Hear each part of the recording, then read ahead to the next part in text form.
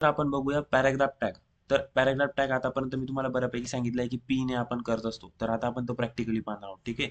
तर बघा, P tag म्हणजेच पॅराग्राफ टॅग आपण का यूज करतो?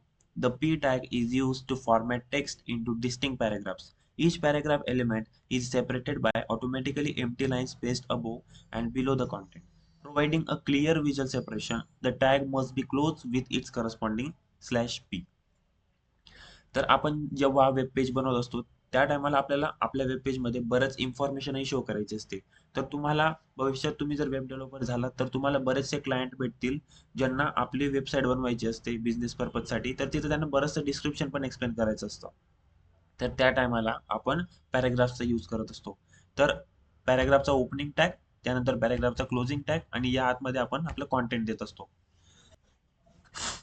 चला तर मग प्रॅक्टिकली बघून घेऊया. तर हे मी इथे हेडिंग्सचं शो केलं होतं. हे इरेज करतो मी आणि या आतमध्येच आपण करूया एक पॅराग्राफ. पॅराग्राफ टॅगसाठी पी लिहायचं आणि एंटर करायचं. तुम्हाला इथे पॅराग्राफ टॅग डायरेक्टली येईल. ठीक आहे. तर या पद्धतीने पॅराग्राफचं ओपनिंग आणि क्लोजिंगच्या मध्ये आपण लिहित असतो कॉन्टेंट. तर आपण लिहूया सिम्पली पॅराग्राफ. पॅराग्राफ लिहिण्यासाठी आता मी एवढं लिहत बसत नाही, तर इथं मी सिम्पली यूज करतो लॉरेम. तुम्हाला किती वर्डचा पॅराग्राफ पाहिजे? तर मला पाहिजे 15 वर्डचा पॅराग्राफ. तर मी लिहिलं लॉरेम 50 आणि एंटर जर केलं, तर आपल्याला इनबिल्ड व्हीएस कोडमध्ये सिस्टम असते, की लॉरेम तुम्ही जो नंबर देशाल तेवढ्या वर्ड्सचा तुम्हाला पॅराग्राफ डायरेक्टली लिहून भेटतो. या वर्ड्सला काही मीनिंग नसतो. हे जस्ट रँडम वर्ड्स असतात. ठीक आहे. तर तुम्ही हा यूज करू शकता तुमच्या कोडिंगला फास्ट करण्यासाठी. तर मी इथं एक पॅराग्राफ घेतला. याला आपण करूया सेव्ह आणि आपण इथे चेक करूया, की आपला कोड कसा दिसतोय.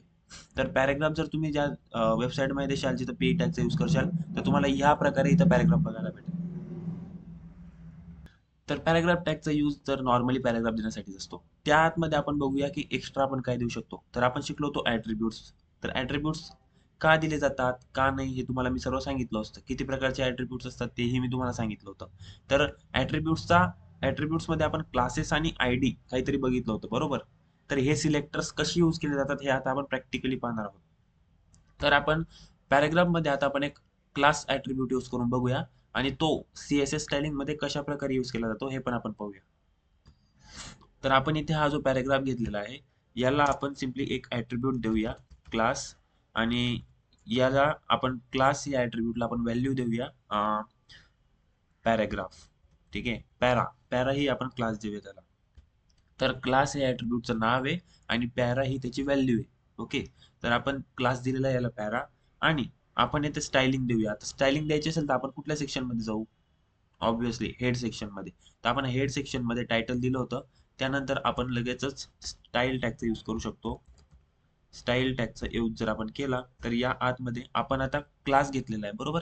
क्लास काय घेतला आपण? पॅरा या नावाने आपण एक क्लास घेतलेला आहे. तर याला ॲक्सेस करण्यासाठी आपण ऑलवेज यूज करत असतो डॉट ऑपरेटरचा.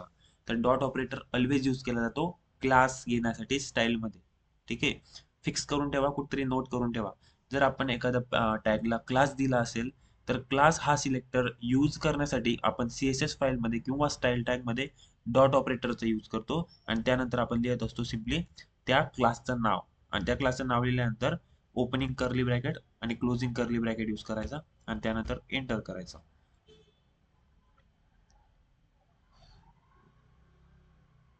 तर या आतमध्ये आपण आता स्टायलिंग देऊ शकतो आपल्या क्लाससाठी.